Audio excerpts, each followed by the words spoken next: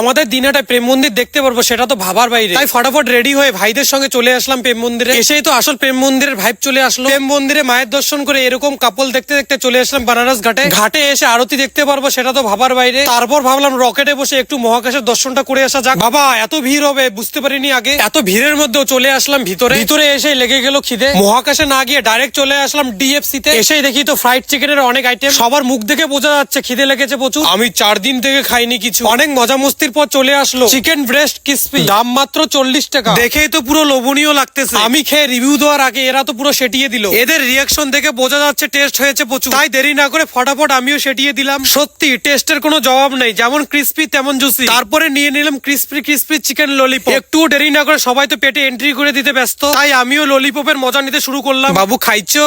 1 বছর 1 মাস পরে খাচ্ছে চিকেন ললিপপ। তারপর নিয়ে নিলাম গরম গরম সিঙ্গারা। ছেলেটার এত কষ্ট থেকে আমি ওকে একটা সসের বোতল কিনে দিব। আর সিঙ্গারাটা কোনো দিক থেকে স্বাদে কম না। তাহলে তোমরা সবাই করে সাবস্ক্রাইব। আমরা সিঙ্গারার মজা নিয়ে যাই বাড়ি। টাটা।